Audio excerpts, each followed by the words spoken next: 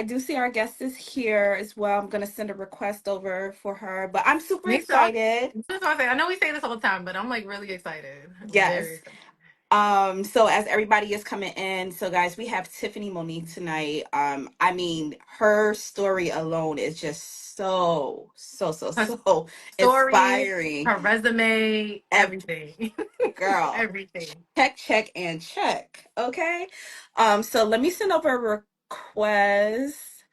And let's see if we can get her in the room. I know she's here.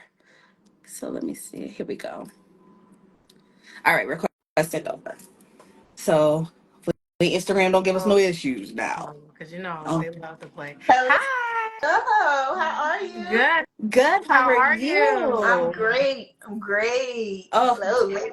look at this melanin Yes. on the Ooh, screen. Yes. I love right, it. right. I love it. Yes. Come on, You got the sisters. colors going, looking Yes. beautiful. I love it. All right, Thank guys, you. thank you so much. I know as everybody is tapping in, we just thank you. We are kicking off our 10th season of Indie Yes. Talks. This is our Yes. second Yes. Yes. episode for the Yes. season, and what better way to really tap into this new season with speaking. I mean, I gotta give you all the accolades, okay? I mean, singer, songwriter, you're an entrepreneur, you're I mean, just everything, all the above, hands down amazing artists. All right. So Thank guys, for you so those who much. may not know, and you better bet to know, as tonight, Miss Well, do your Tiffany Monique. research. Yes. Welcome so much, and thank you so much for being on this platform tonight Thank and just you. sharing with us your expertise, your experience in this inspiring story. Yes. Thank you so much for having me. It's a pleasure. Of course, of course. And so let's get right into this. Mhm. So let's start from the beginning on in regards to the music, because you started so young. Yeah. In just experiencing what we call this industry, this music life. So kind of talk about your first realization for the love of music. And I know you got some family that as well has dabbled into the music as well. So kind of just talk about that. Okay, so I come from what I consider fourth generation of artists. My Mhm. grandfather was a singer. My aunt was a singer, a background vocalist, and artist. My father was a writer. My mother was a vocalist and a pianist. My aunt is a pianist. My son is an artist. So literally, we always say that music is the family business. Yeah. I personally got my start in church at 3 years old. At the time, my aunt, who at one time was a background vocalist, so when I don't remember any of this, but apparently as young as 6 months, I was on tour with her in New Mexico and all different places that she had to travel as a touring both background vocalist and lead vocalist for a band that she was the lead of. So that was my start. By the time I was 3, she was a first lady. And so I got my start in church at 3 years old, and that pretty much was my grounding and rooting in music, probably until I was in high school. Okay. What was the moment that you decided that you wanted to pursue music professionally? And being that your family comes from music, was there anything that they prepared you for as far as when it comes to like the industry or things to look out for and things like that? Right. So I always say my family had aspirations of Mm, me becoming an artist before I did. really? My mom put me in my first talent show when I was 9. And I'm originally from Nashville, Tennessee, but I live in Newark, New Jersey. And so Whitney Houston was everything here. Yeah. And Yeah. so for my first talent show, I did a Whitney Houston song at 9 years old. You get give good love. I don't know. But I won. But I won. So um, Period. right, I won.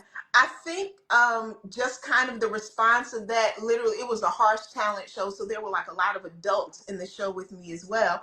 And they were getting booed, and it was really harsh to the point that my mom was like, they better not boo my baby, Oh no. you know. Oh, for a And kids so talent show? yeah, and so it's like the That's fact when I crazy. got up there and performed, it had such a great response. while I was performing, and then won the talent show. That kind of lit the spark.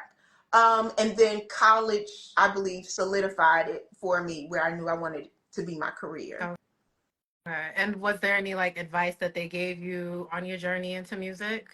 Well, if I'm honest, the majority of my advice, I didn't really have any direct advice, like in terms of warnings about well, let me edit that. Not directly from family. I didn't have warnings about the music industry.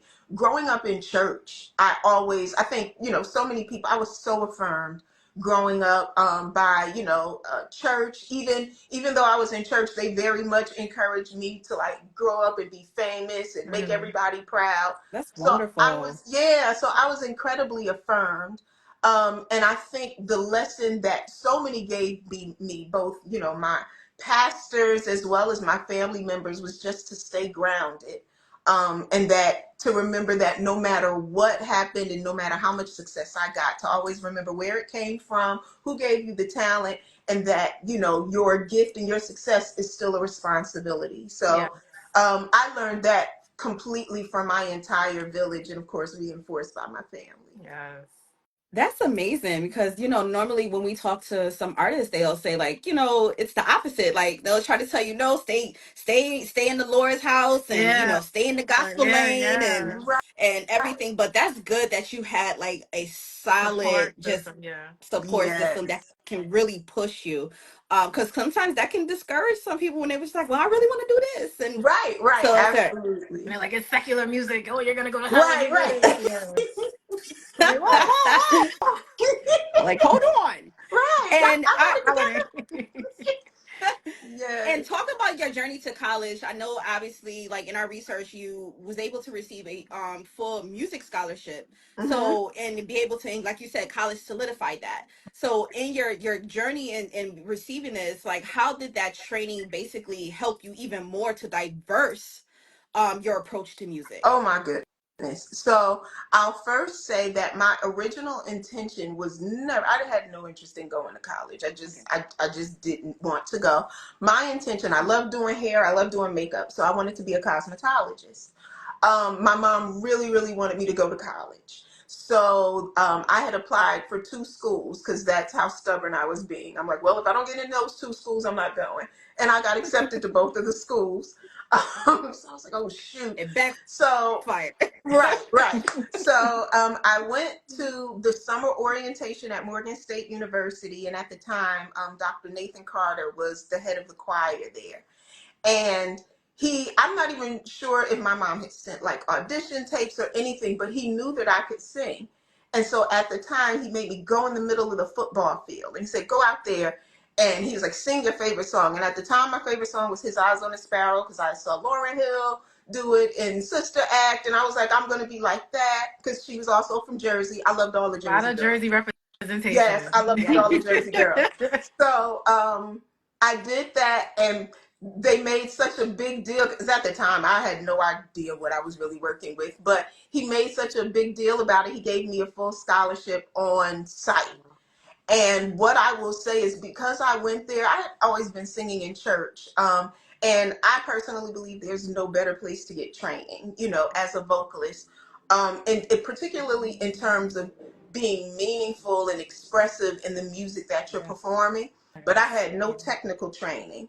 So I always felt like my first couple of years at Morgan reminded me of, in Drumline, Devin, and he Yeah. got there and he didn't know how to read sheet music. Mm-hmm. And so everyone else that I was there with, they were so accomplished and well versed as musicians, and I knew nothing. But that experience taught me to be more diverse. So I learned about classical music. I learned more about pop music. I learned more about gospel and spirituals and just so many different genres that would ultimately influence, my career, because I end up using pretty much everything that I learned, at school.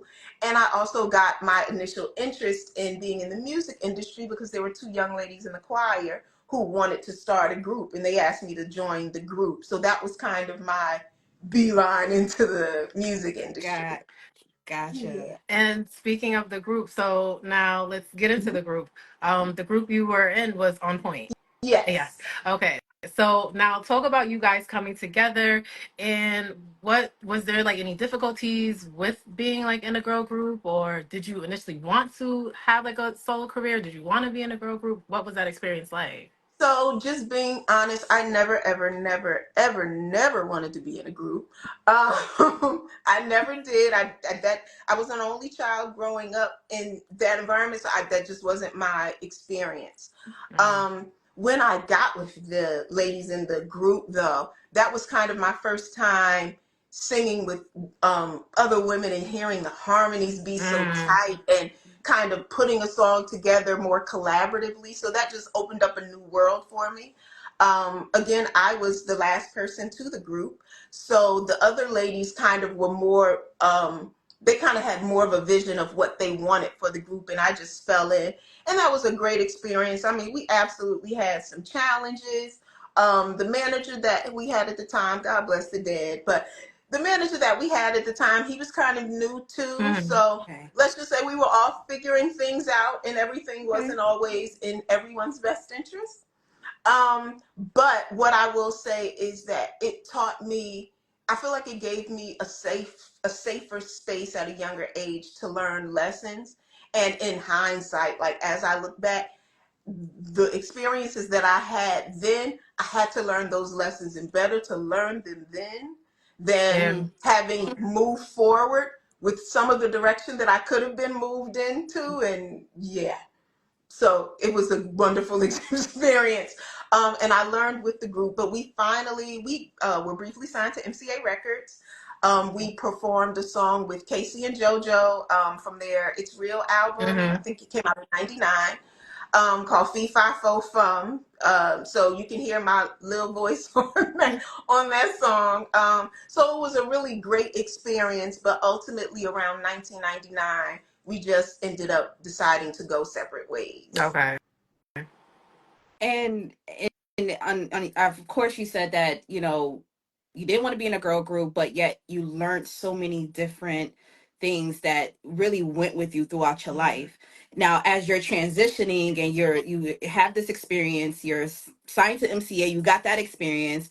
Now we're moving forward and, life happens. So you got to not only meet Beyonce, you got to be a background vocalist for Beyonce. And then, of course, your story, what I want you kind of go into as well, that you are a cancer survivor. Yes. So you were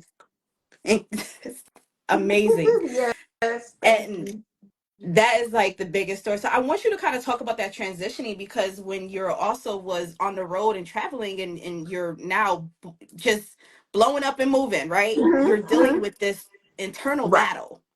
Right.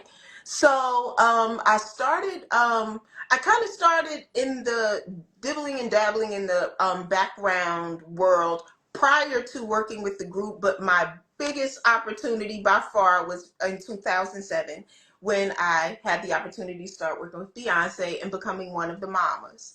And so working with the mamas, again, which is another reason why I was so happy I had that group experience before, is because I felt like I was now prepared and more acclimated to be a part of the mamas. I was also able to learn, because they had both been there longer than me. They had more experience than me, both with her and outside of working with her. So I was able to learn from them. And, we really got to form a sisterhood.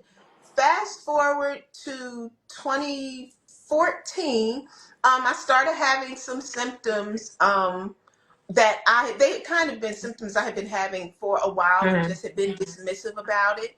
And then I thought I had like just acid reflux or something like that. So I finally went to the doctor to find out what was going on, and come to find out, January of 2015, I was diagnosed with stage 2 esophageal cancer. So at the time, it was terrifying because the particular type of cancer that I had, where it was located, they initially told me, I was asking like, okay, am I going to be able to sing anymore? Yeah. And I just always remember the doctor saying, honey, I'm trying to save your life. Yeah. And so I just had to accept that life for me may look completely different. And that was really rough because I confess I had placed so much of my identity into what I did and who I was. And so when I was faced with the prospect of that being taken away from me, it was like, okay, so now what do I have to offer? And, Right. what do I have to do? So that season really gave me a chance to find value just in my life, in my experience. I spent time, I'm a mother, I'm a wife. That was, it made me shift focus. It made me really realize what was most important. And like I said, I was really terrified because I just felt like I always wanted to sing and I always had dreams to be a solo artist. And I felt like, wow, I've been a background vocalist for so long and now this is about to be taken away from me and I'm not going to get my own, Yeah. shot. So Yeah. that was terrifying. Thankfully, I was surrounded by really, really good physicians who did not have an ego. Mm. And by that, I mean, my physician got to a point where he essentially said, I don't know what I'm doing, and I'm scared to continue on. So I need to refer you to someone who's a little bit more familiar with your particular type of cancer. They Yeah. referred me to a physician at Memorial Sloan Kettering Cancer Hospital in New York City. And thankfully, I was one of, at that time, I believe, 21 cases of this particular type of cancer.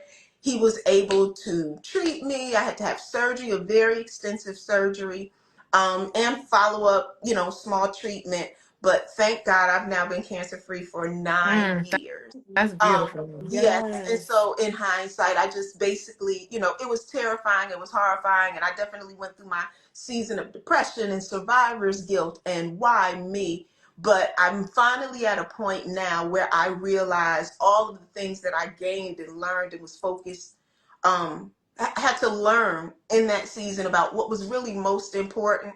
And so in the end, I'm happy that I'm healed and I'm happy that everything turned out the way it did. Yes. And like I noticed, like you said, the doctor said, like, I'm trying to save your life because your main concern was, will you be able to sing? And it's like Yeah. singing is essentially like your life. Like Yeah. that's Yeah. how, that's your livelihood. That's your Yeah. identity.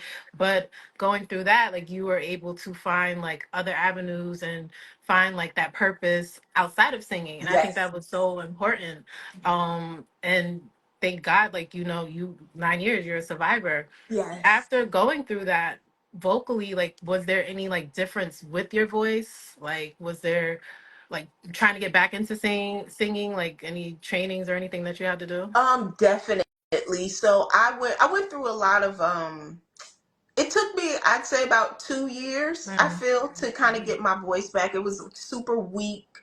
At first I didn't, in order for them to do the surgery that they had to do, they had to collapse my lungs. mm, So, and then, so part of my healing was kind of getting my breathing back together. So I had no like stamina. I couldn't really breathe, mm. well, which is, you need Yeah, that to Yeah. sing. yeah, yeah. So it was a process, but the moment I always remember, there was a moment during the formation tour, where the front of house engineer came to me and he said, Tiffany, your voice sounds clearer than it ever did. And I was like, huh? And he was like, it's clear now. It's so clear and you can project so much better. And I hadn't noticed that, but then over time I started to have more people say that. So in the long run, I feel like my voice got stronger after, Mm. having the surgery, but it took a while to get Yeah. there. And how was like your support system? Like I know you said your mom, you're married. Yes. Like how and even just like working your work family and your immediate family. How was that support system? They were, everyone was incredible. Absolutely everyone was incredible. I was really shy about sharing it at first. I'm an intensely private person. Mm, So I didn't want to share it at first. And then I remember a friend of mine said, he called me one day and he knew how afraid I was. It's my husband's like adopted brother. And he said, he said, God just told me to tell you that you're going through this so that you can be an example to others. He mm, knows you're afraid. He knows you've seen how this worked out for other people. And for some people, it didn't work out well. Don't Right. take that as your story. Instead, know that you're a testimony and know that people are going to be inspired by this. So yes. just do that. Once he kind of told me that, I feel like I was released to say, you know what, let me share it. Let me tell people what I'm going through. I don't know how it's going to help anybody, but do that. So from my work family, of course, Beyonce, my immediate family. At the time, my husband was my boyfriend, but how he was with me during that season was what let me know, okay, that's my husband. That's a So yeah, it was. I was incredibly supported by everyone. In fact, my husband and I got engaged my very first rehearsal back. Mm. First day back to work after all of that. So I was very, very, supported both, holistically, just mentally, and then even in terms of people stopping by and kind of helping me out, helping me with my son and just managing things. So it was really a blessing. And that's a Ooh, I beautiful love feeling. Just like it. you It is. expressing that. Yeah. Yeah, yeah, it I was. love, so before I go into my question, it's just I love the fact that you had community. You were Yeah, surrounded Yeah. by individuals who not only loved you wholeheartedly, but who really wanted to just see you win. yeah, And the fact that your brother-in-law, yes, now brother-in-law, was able to preach into you and speak life literally. into you, literally went back to your roots Hmm. and really just said, no, you got this. You got to remember where you came from, what stock you came from. So Right. I love that. Yes. Because Yes. sometimes we need little reminders. Reminder. Sometimes we, Yeah. humanly, Yeah. we fall off. Right. Right. It's like We it's looking a gotta little shaky right now, just but gotta shake you up a little, just kind of put you back in place. yeah. And I know you was talking about, coming back and you was a part of the formation. I mean, of course, you have been a part of so many monumental Yes. moments. Not the formation tour, Renaissance tour, Super Bowl, Coachella. Talk about those moments, and how it stand out to be the most, well, what moment was most memorable to you, Hmm. um in being able to do these shows and be able to be on this platform, with the mamas and Beyonce and all of the amazing individuals that was involved, Hmm. because you like you said, you was still, coming out, and you was very shocked, Yes. and how people just really complimented you on how your voice has just really turned out so strong. Yeah. So I will say again, I was incredibly supported during, let's see, some of the major ones like Super Bowl. Super Bowl was just amazing because at the time, I think that was one of the largest audiences we had performed in front of. And to kind of be working with someone who allowed us to share in that Mm. moment. Like we weren't hidden under the stage or something like that, but she literally made it a moment that Right. all of us, could participate in. So it's like that was so major. And then Coachella for me was insane because that was my very first tour gig performance where I didn't have my sisters with me. I didn't have Martina. I didn't have Chrissy. I had become the assistant vocal arranger, and I was responsible for now grooming new talent, for new opportunities. And I just, I definitely miss my sister. So it was like, oh wow, what am I going to do? But it gave me an opportunity Mhm. to both get to know new people in a different environment. Coachella pulled back to my roots because I went to an HBCU. So Mhm. it gave me an opportunity. She trusted me a lot more as now rising in leadership. And so it gave me, starting from Coachella, it gave me an experience to kind of see what more of the experiences were like for her, from her perspective, Mm. just in having to study her and, learn with her. So that was amazing. Renaissance was insane. That I think that's my favorite.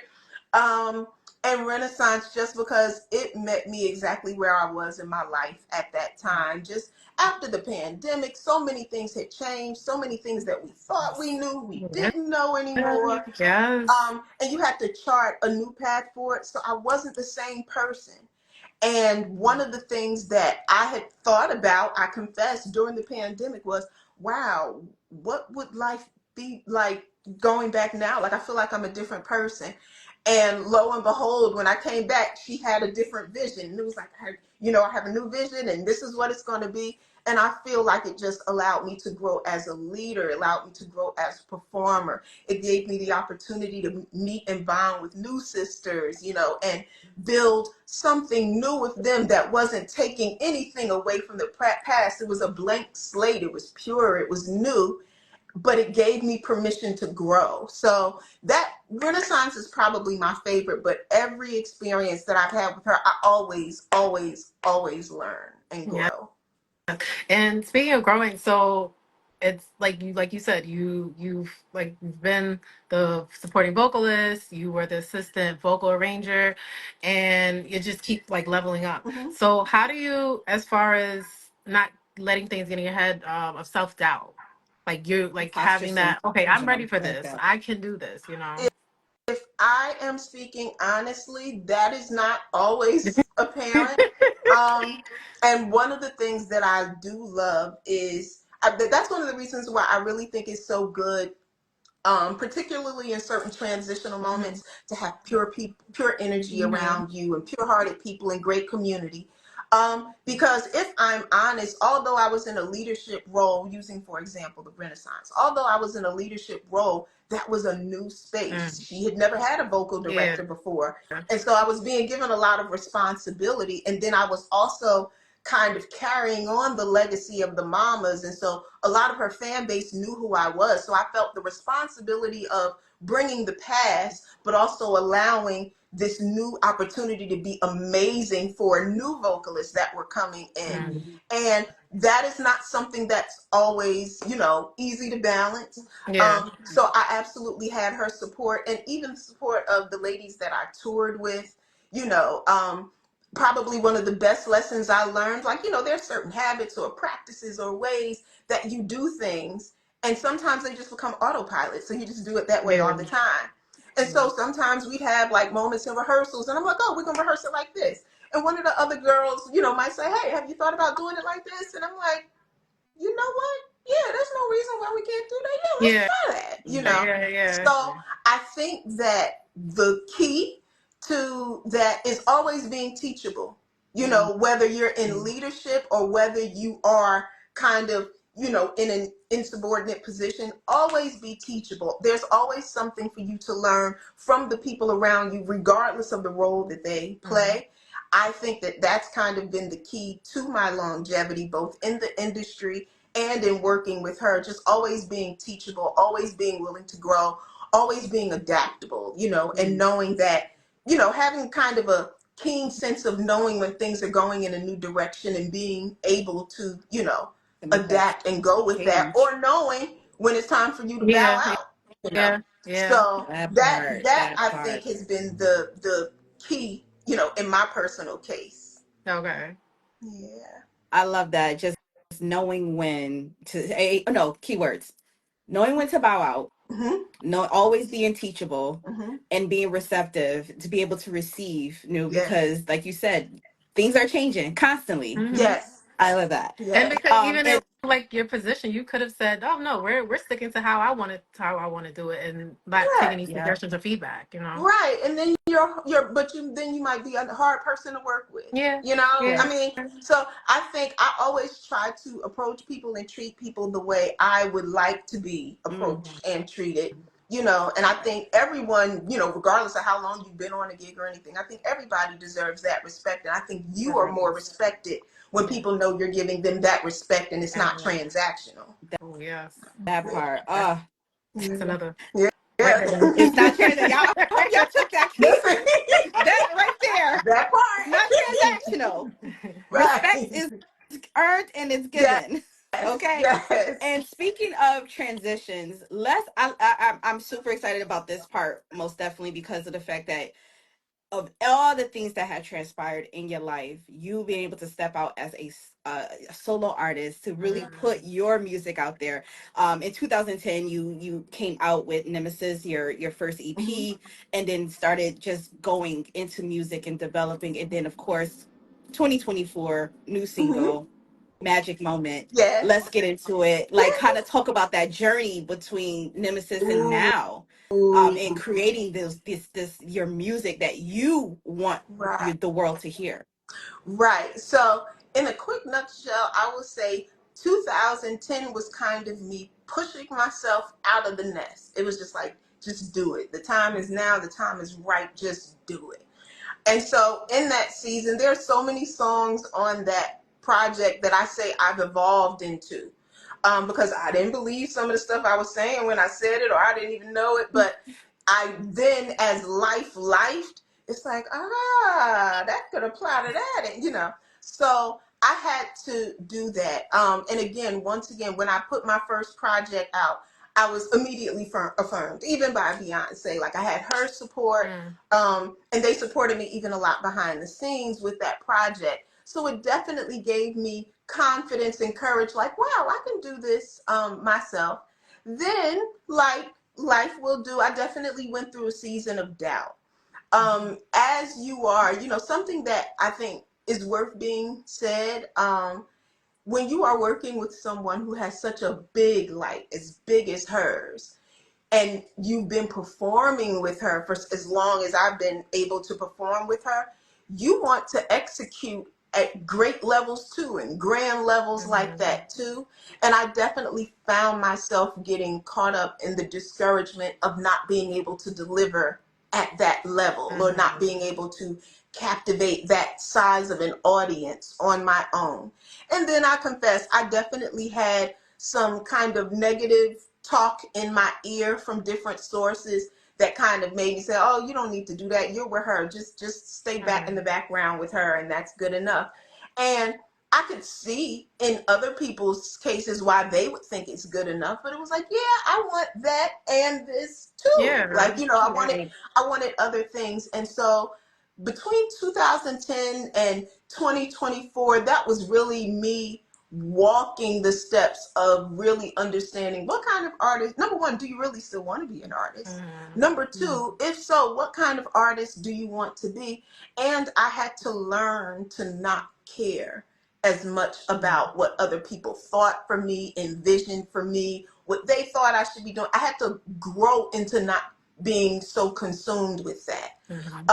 And so I had little releases along the way, but I always say I put them out with the confidence I had. I didn't have much confidence, so I didn't put them out with much confidence. And then after the Renaissance tour, and like I said, that was just such a transformative season for me, because that whole tour and year just was kind of a message to me that said, hey, allow yourself to grow, And so the song Magic Moment, I had actually written in 2011 originally, with the intent that, okay, this is going to be on my first album that's going to come out. And I even had an entire little press run for it. I was on CBS News and I knew I was going. And then I didn't do that.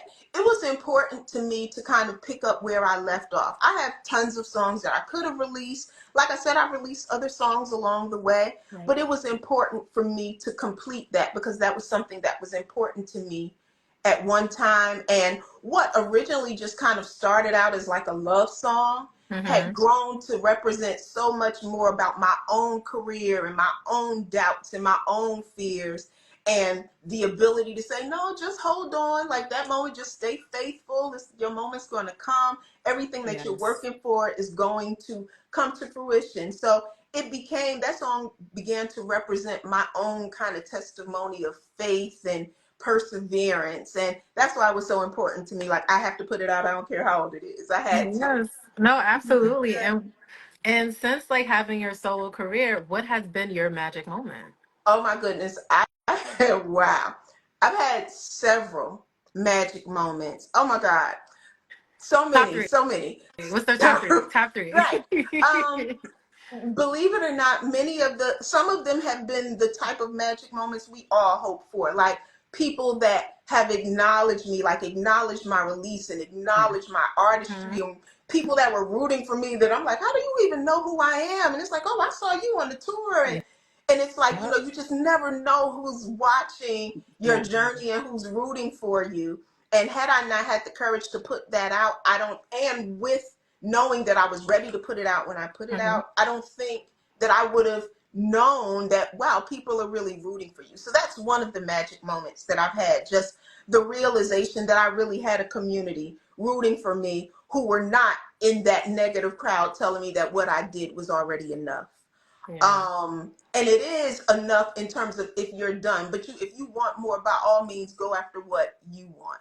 So that's been one of the magic moments. And then literally just the release of the song, some of which I'm not able to talk about yet, but just releasing the song, kind of, it was a personal commitment to me that kind of let the world know, oh, you really do want to be an artist. You do really take this seriously. And again, once I kind of made that declaration out loud, I started to attract people who wanted to help me do that. And so that's probably been one of the most glaring magic moments, for me. Sometimes I think we wait for a savior. We wait for somebody to come and save the day, somebody to come with all of the answers, and it fully laid out. So it's like, okay, I'm ready now. I've been preparing for this. And it's like, no, actually, it's taking the steps of faith on your own. You are your greatest cheerleader, and no one is going to root for you louder than you do for yourself. They're not going to plant those seeds. But if you plant them and you water them, you'll be surprised how many people will come around you and try to help you grow as a result of, you expressing your interest. So that has been the most valuable magic moment for me so far, which, like I said, hopefully will be more evident as time moves forward. But yeah. And just to piggyback, because that's amazing, so beautiful.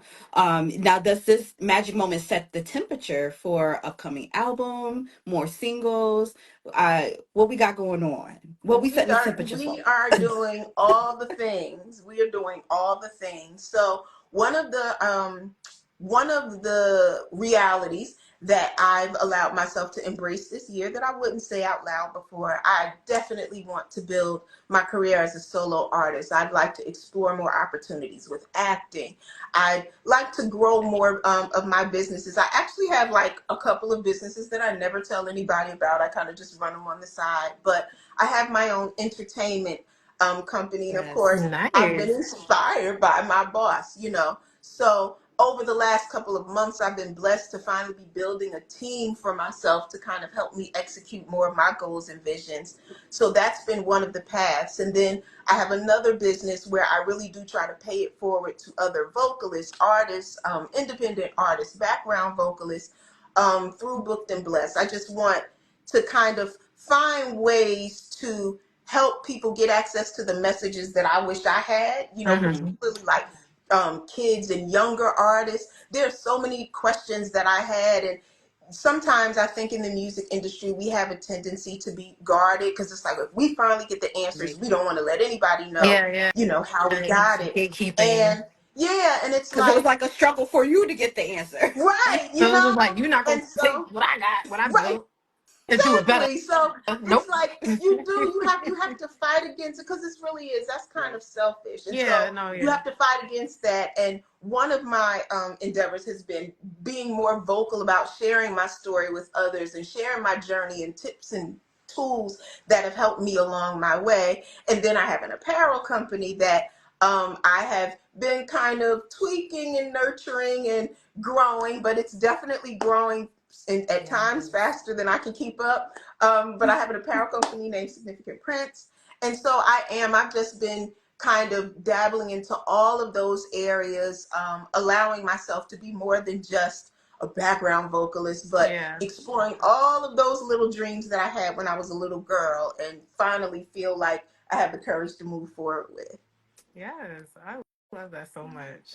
Because it's just like, there are things like we spoke out earlier, there's other things outside of singing, and everything you went through, it was for a reason. Even though some of it was not, necessarily good, but it helped you and it shaped you into building like your brand and learning how to do this and just to get better with everything. Absolutely. Yes. And just to piggyback, I know you talk about acting and other creative roles and things of that nature. What would you say to the little girl? What would the adult Tiffany say to little Tiffany at this present time with the journey you had to go through? I would definitely, there's a couple of things, but I would definitely tell my younger self, like, your judgment is on point and you're okay. Trust your judgment. Because I I'm fortunate enough that I grew up in church, and I definitely had people in my ear like, don't do this, don't do that. Yeah. You know, God ain't pleased. And so I had that. Then transitioning into the music industry, that's just such a different culture. There are many times I was harsh on myself because it was like, oh, I'm not out enough, and I'm not getting out, and I'm not doing this enough, and maybe I should go to this event, maybe I should do that. And they were places that didn't really feel like it was safe to be there, that I should be there. And so I didn't. And then for many years, I would ask myself, like, wow, if I had gone, what could have happened? I should have done Mm-hmm. that. We always look at things from that perspective, the Yeah. fear of missing out. We don't want to miss out on anything, so we try to be at everything. But sometimes you need to keep your tail Oh, home. And I love it. you I know what I love mean? it. And so Better to be inside. Trust me. sometimes you need to keep your tail home. Plans are And canceled? so, Okay. you know what I'm saying?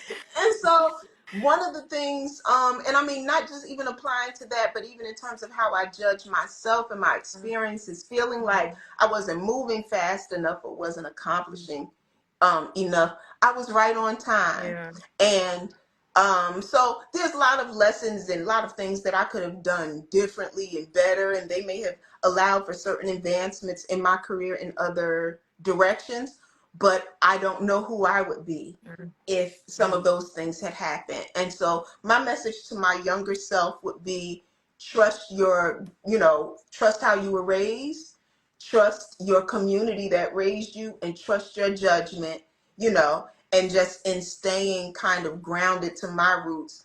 It's always guided me to kind of make healthy decisions and wise decisions. So I'm grateful for that. What gives you purpose? Oh, what gives me purpose? Knowing that what I'm doing makes an impact. Something that's important to me, and I confess I don't know that I always valued it. I think it was in like 2011. There was a song. This is one of my favorite songs, actually by hers. But Beyonce has a song called "I Was Here," Mm. and that's one of my favorite songs of hers. And it is because in that song, she's basically talking about the footprint Yeah. that she wants to leave behind, so that even after she's long gone, her life was so impactful to someone in such a way that their life has been made better because she was there. That song resonates with me in so many ways, to the point, like I said, the name of my company is Significant Prints, because that's kind of what I'm purposed by. I want all of the things that I do, the opportunities that I'm fortunate. I'm very intentional about who I work with. I'm very intentional about the opportunities that I participate in, because I do take it seriously, Yeah. and I do want it to be significant, and I do want it to make a impact, not in an egotistical way or it's all about me, but like I remember the artists that I used to look at when I was growing up, the Whitney Houstons of the world and all, in the Michael Jacksons, and it was something about certain artists, you just admired that journey. And I Yeah. believe it's because they were intentional about their craft and Mm-hmm. what they put out.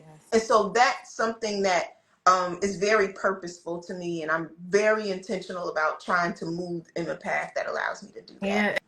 And you saying that, like, and I every time, like, if I would watch the Coachella on Netflix, like, over and over and over, Mm-hmm. any documentary that Beyonce does, and just even like Renaissance, like, I always felt like I can accomplish anything. Like, Right. that's just like, Right. like, if she would do it, I could do I could anything. Like, do it. Right. Like, I'll tell you one experience when we were at Coachella. Like I said, that was my first experience without the mama. So there were certain responsibilities mm-hmm. that used to not be mine that were now mine. And I remember a super specific example. I remember there was a rehearsal and she wasn't there, or she wasn't performing at the moment. So I was sound checking the microphone Mm-hmm. and I was doing partition. So, I'm a good church girl or whatever. So the first time I did, I was like, drum and roll up the partition. Singing real plain, And then I always remember the sound guy saying to me, okay, can we do that again? And this time, no, go ahead, go for it. Be her. Like, be like her. Because he really was just trying to make sure that things were right so he could do his Yeah, yeah. job. And so I had to go back and do it again. And I remember at first when I started, I'm like, oh my God, I feel so stupid. Like, I'm not like this. I don't talk like this. And then as I was performing, I'm like, oh my God, this is acting. This is like a character. It gave me a whole new appreciation for kind of how to approach songs, how to approach music and Mm. performance and your delivery, you know. So that's one of the reasons why I say, like, the types of lessons that you learn standing beside and supporting someone like that, you're not just learning music. It's like, oh, I can start the business, I can act, I can do Yeah, commercials, yeah, I can do yeah, everything now. It's so inspiring. And I think even more so when you're blessed to have the opportunity to see everything unfold, you know, and become what it ultimately becomes. It's amazing. yeah. And Tip, I definitely want to say everything, all the gems you have dropped tonight, everything that you have presented from your story down to your music, and just learning from your surroundings has been so inspiring. And we just thank you for just blessing us with the opportunity just to speak Yes. to you, Thank to you. hear these words that you are giving us tonight. Thank Before we get out of here, I definitely, Danielle and I have our favorite question, of course, and with everything, I hate to ask it because you gave so much already. Yes. With artists that are emerging, who's listening to this story, who's going to hear this story, you. what encouragement do you offer to them? Because sometimes it's just like, well, saying that, well, keep on going and everything. Sometimes that's just not enough for them, Yeah, right? yeah. Fight the So good what fight. what true words can you provide just to encourage them, those who are either pivoting, Hmm. those who are just starting out, or those who may be going through hardships at this present time and just don't know which direction to go? Right. Um, I would say, I mean, it's kind of cliche to say, believe in yourself. And like you said, keep going. You can do it, because sometimes when you're going through certain things, it's like, okay, that's not specific enough. Right. I definitely encourage artists, and I say this because I had to learn this, and I learned it over and over again, even this year. Start where you are, but literally start. Like, Mhm. wherever you are. I don't care if you have an iPhone 3, and you got to slap your thigh to get the beat out. Start and allow yourself to grow from where you are. We waste so much time waiting for perfect conditions, or to be discovered by this person or found by this Mm, person. And the first part, we need to discover ourselves first, that part. and Mhm. so my first advice to emerging artists, or even artists who are kind of like, oh my God, what is going on?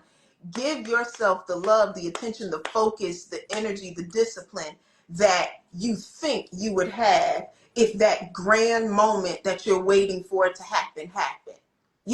When I had the opportunity to get called, for example, by Beyoncé for Renaissance. Well, that tour, we had to dance, we had to do choreography and all of that. Well, had I waited until I got the phone call to start working out and learning how to dance and all of that, I wouldn't have been able to take advantage of the opportunity. Mm. So I will definitely say, pay attention to someone. A mentor once told me, find someone who you perceive as one level above where you are in your journey. So whether that's a solo artist, a background vocalist, a musician, find somebody, and it's easier now even with online, you can literally look Right. people out. Find someone who's one step above where you presently are. Look at what they're doing. Look at what's working for them. Look at what's not working for them, and then figure out, okay, how can I utilize this information for myself? Mhm. How can this, help me? So if you have an artist and they're posting covers every week, and you've never posted a cover before, well, hey, maybe I need to post me a cover. Mhm. So I just say, start where you are, but pay attention to the environment around you. There's more gems and lessons all around you for free, that can help you grow. And social media now grants just such an opportunity for so many people to be found and discovered, that I genuinely believe there's an audience for all of us. All Yeah. of us have our super fans out there. There's an audience for everybody. You're never insignificant. Your audience is never too small. Just show up. You got to Yeah. show up. Yes. With you saying that, I'm sorry, I had like a question that I wanted to ask Yeah. earlier. As a supporting artist, when you're on tour, how do you let yourself shine without outshining the artist? Because sometimes, and I've seen artists do this when it comes to their supporting artists.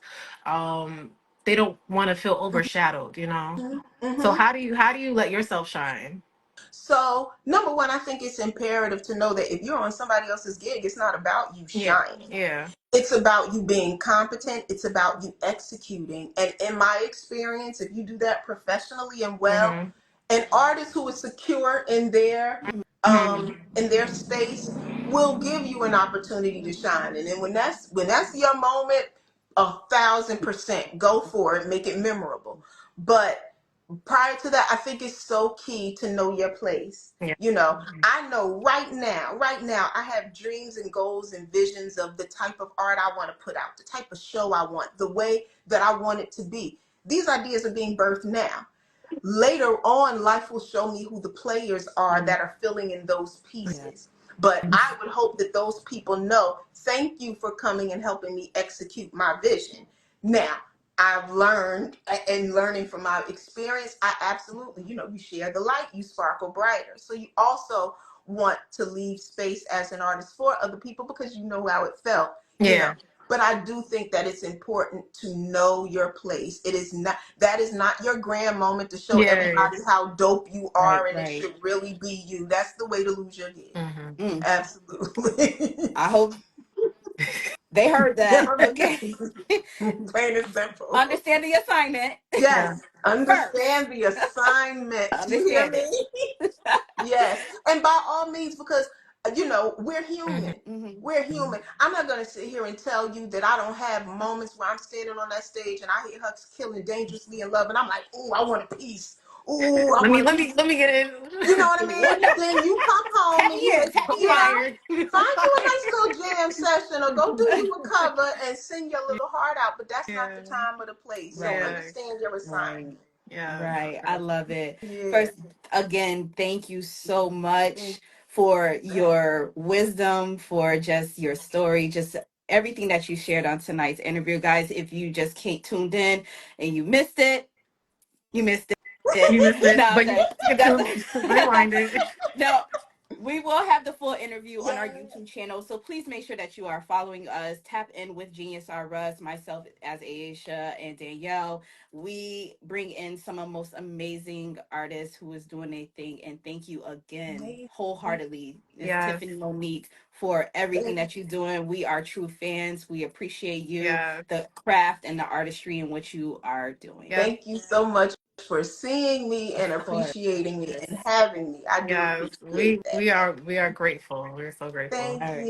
you. Thank you, and enjoy the rest of your evening. Oh, We Yes, do you appreciate it. too. do we need to get our coin purses ready for You're anything gonna that's up and need to coming? get your coin purses. Do I we? don't know, girl. I don't know, girl. But I'll say this: if you Danielle know, tried like I know, you should always have your coins Oh no. prepared. I know too. Always. Gotta always be Yes, we had prepared. a You drop Ready? never last know. week. Sir, you like it's always a Stay drop. Always ready. have your Just coins stay prepared. ready. Just always stay ready. That's Yes. that's the key for this. Stay ready. So you don't Yes. have to get ready. Yes. Okay. Right, right. I Separate, have love a it. special statement for that. Danielle tried it. She tried it. Like, okay, is it going on Shoot Friday? your shot, Like, girl.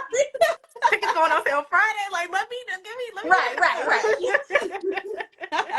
Well, thank you so much. Thank Thank you again, you. and have Thank you, thank you, thank a you. great, amazing rest of your day. Thank you. You too. Thank you so much. Thank you. Bye. Bye bye. Excellent. Okay. I loved it. It was amazing. I loved each and every moment of it. I love it. Every I I love love it. her. I That's the love sole it. purpose. And I just Yeah. like I said, it's just so inspiring just to hear her Yeah, journey and yeah, how yeah. she kept going and then how she came out even stronger Yes, on top after of it. after cancer, like it's like literally nothing can stop you. Literally. Oh goodness. I can't wait. I'm excited to see everything that she got going on. Okay. Guys, thank you so much for tuning in with us on tonight. Tune back with us next Thursday. It's right here, 7 p.m. Eastern time. We have some amazing guests. Okay. And of course, please tap in with us. Go to geniusrus.com. We have our tune in, take care of it men's panel, a Yes. mixer that's happening October October 17th. 17th. It's free. Yes. Come, It's in come. Queens, It's Long in Island City. Queens.